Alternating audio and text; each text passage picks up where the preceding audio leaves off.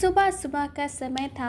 गंगा किनारे लाखों दीप जल रहे हैं। महिलाएं व्रत रखे खड़ी हैं, जल में कमर तक, सामने उगते सूरज को अर्घ्य देने के लिए हाथ जोड़े। यह दृश्य सिर्फ एक पर्व नहीं बल्कि आस्था का जीवित मूर्ति है।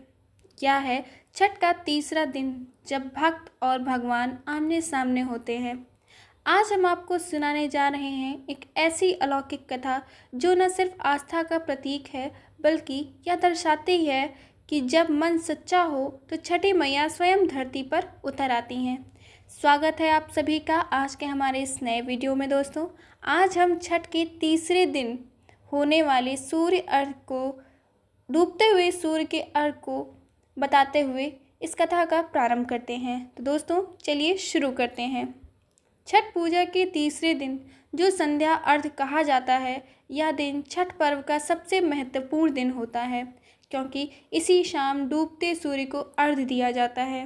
कहा जाता है कि जिसने डूबते सूर्य को अर्घ दिया, उसके जीवन के डूबते भाग्य भी पुनः उगने लगते हैं।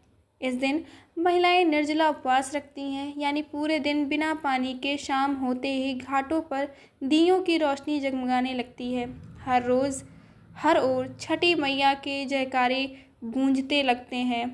और इसी संध्या अर्घ के समय घटित हुई थी एक ऐसी कथा जिसने पूरे गांव की तकदीर बदल दी थी। गरीब किसान की बेटी और छठी मैया का चमत्कार की कहानी।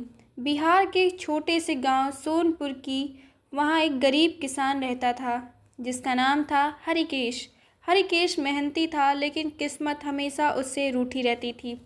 खेतों में फसल नहीं होती, घर में अन्न का एक दाना तक मुश्किल से रहता। फिर भी उसकी एक ही आस थी, छठी मैया सब देखती हैं, वो एक दिन सब ठीक कर देंगी। हरिकेश की बेटी थी गौरी। गौरी छोटी थी, लेकिन माँ की पूजा देखकर उसने भी ठान लिया कि वह छठ का व्रत रखेगी। माँ बोली, बेटी छठ का व्रत आसान नहीं है, भूखे प्यासे रहना पड़ता है इसमें। गौरी ने मुस्कुरा कर कहा, माँ जब माँ छठी खुद भूख मिटाती हैं तो मुझे भूख क्यों लगेगी भला। कथा पर एक मोड़, जब एक छठी मैया आई सामने। संध्या का समय था। तीसरे दिन का अर्घ देने की तैयारी चल रही थी। पूरा गांव नदी किनारे जुटा था। महिलाएं गीत गा रही थी। कांच ही बांस की बहगिया बहगी लचकत जाए, यह एक गीत है छठ माता की। मैं गा नहीं सकती दोस्तों, मुझे गाना नहीं आता है। आशा करती हूँ आप लोग इसको पसंद करेंगे। गौरी भी घाट की ओर जा रही थी। रास्ते में अचानक उसे चक्कर आया और वह गिर पड़ी। लोग दौड़े, पानी छिड़का, तभी गौरी की आंखें धीरे धीरे खुली। वह मुस्कुराई और बोली, माँ छठी मैया अभी अभी आई थी। उन्होंने कहा कि गौरी डरो मत, आज तुम्हारे घर सुख का दीप जलेगा। सबको यह सुनकर आश्चर्य हुआ, लेकिन किसी ने विश्वास नहीं किया। सबने सोचा बच्ची है, कुछ भी कह रही है। गंगा किनारे हुआ एक चमत्कार। सूरज डूबने लगा, हर ओर जल में दीप तैर रहे थे, भक्त अर्घ्य देने लगे थे। गौरी भी अपनी माँ के साथ खड़ी थी। अचानक तेज हवा चली और घाट पर रखा दिया बुझ गया। लोग घबराए, ओह दिया बुझ गया, ये तो अशुभ संकेत है। पर तभी गौरी ने आँखों को बंद कर और धीमे स्वर में बोली, हे छठी मैया, आप तो अंधेरे में भी प्रकाश देती हैं, कृपा करें। इतना कहना था कि नदी के जल में जहाँ दिया डूब गया था, वहीं एक अद्भुत दृश्य हुआ। जल से तेज प्रकाश निकला और वह बुझा हुआ दिया फिर से जल उठा।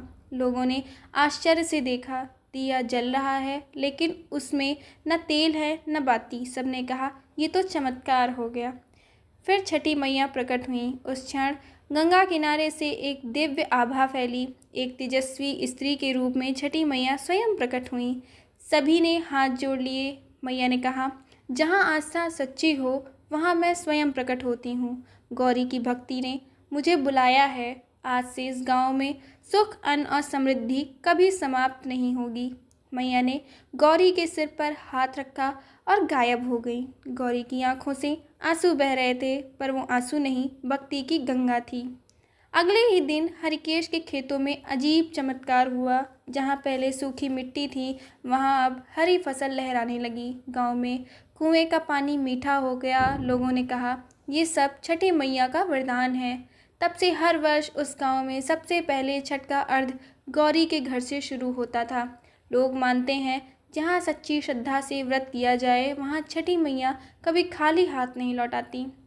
छठ का तीसरा दिन संध्या अर्घ हमें यह सिखाता है कि जीवन में सब जब डूबता दिखे तब भी विश्वास बनाए रखना चाहिए, क्योंकि सूर्य चाहे डूबे पर असली सुबह फिर उगता है। इसलिए इस दिन डूबते सूर्य को अर्घ्य देना हमें यह संदेश देता है, हर अंत एक नई शुरुआत का संकेत है।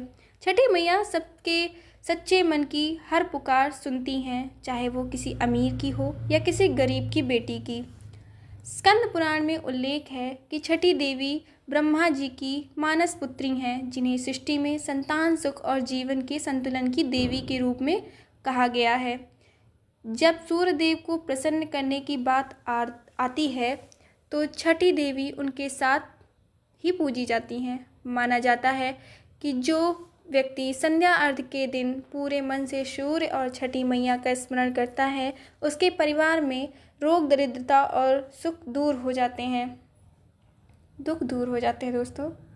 छठ का तीसरा दिन सिर्फ पूजा नहीं, यह मन और प्रकृति का संवाद है। जब सूरज डूबता है तो मनुष्य उसके आगे नमन करता है और कहता है, हे प्रभु, आपने जो प्रकाश दिया वो हमारे जीवन में सदा बना रहे।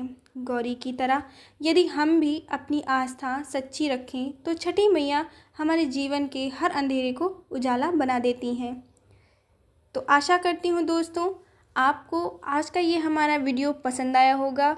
अगर पसंद आया हो तो कमेंट में जय छठी मैया लिखना ना भूलें और मेरे वीडियो को शेयर करें ज़्यादा से ज़्यादा, ताकि आप सभी का साथ मुझे मिल सके और मैं ऐसी ही और वीडियो बना सकूं। तब तक के लिए जय छठी मैया, जय सूर्य देवता।